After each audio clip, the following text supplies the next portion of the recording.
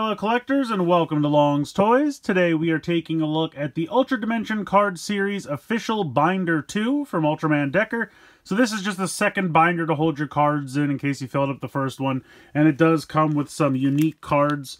So down here, it shows you the 3 cards that are included. Now, it labels these as Ultraman Decker Flash Type, Ultraman Decker Dynamic Type, and Ultraman Dyna Flash Type.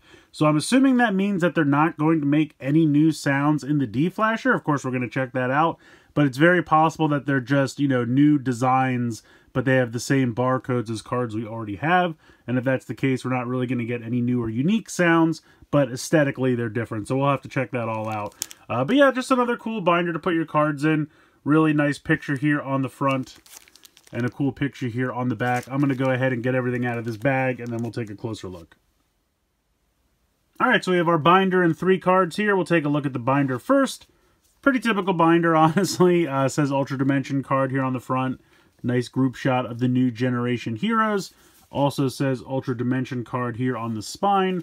And on the back, we just have another cool pick. We have Decker with his 3 main forms, Dyna and Trigger. Got the Guts Hawk and the Guts Falcon and the Nurse Adese hanging out there on the top. Pretty cool pick there. I also think it's kind of neat how the sides of the binder look like Ultra Dimension cards. They have like fake barcodes here on the side, which I think is kind of cool. And also, if you think that this looks like a card, it actually does. It looks exactly like one of the cards that we get. So the Ultraman Decker Dynamic Type card is actually just the exact same pick as the front of the binder. So that's kind of cool. We'll get into that a little bit more later. But yeah, it's just a standard binder. It has some pages in here. It can hold about 40 cards unless you put one on each side. Then I guess you could double up to 80. Which I think it can comfortably fit that many cards if you wanted to put 2 in each pocket. So that way it was on both sides when you flip through. But yeah, just a binder. Here is the first binder.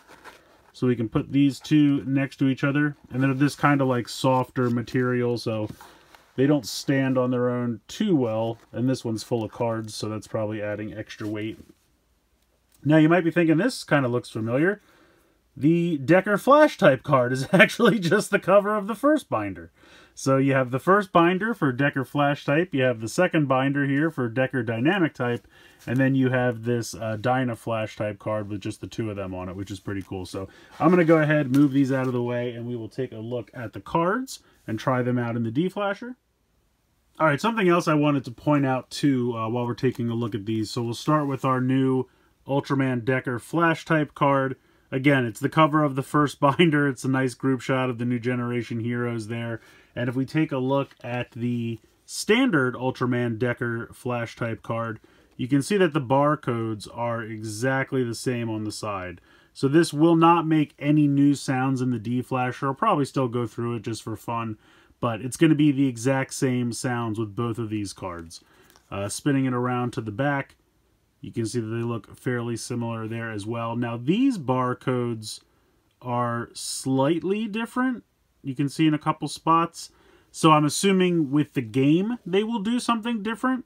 But in terms of the D-Flasher, they will make the same sound. So that's going to hold true for all 3 of these. So here are the 2 Dynamic Type. And you can see that these barcodes are exactly the same. Now, the stats on the bottom are different, and again, I don't know what that means. I assume it has something to do with the arcade game, but I have no way to test that. So I'm assuming that these 3 new cards are really just different stats for that game. You can see that they have kind of different attributes here. Again, I don't know what all of that means, but you can also see that the barcodes up top here are a little different, and I think that's for the game as well. And then just to also show off the Dyna Flash Type. So you can see here that these are the same, but the stats are different. And the same thing here on the back. Although these actually have the same attributes. So again, I don't know how that game works. But you can tell the barcodes are different on the top. So, alright, just for fun, we will run through these, even though there won't be anything new.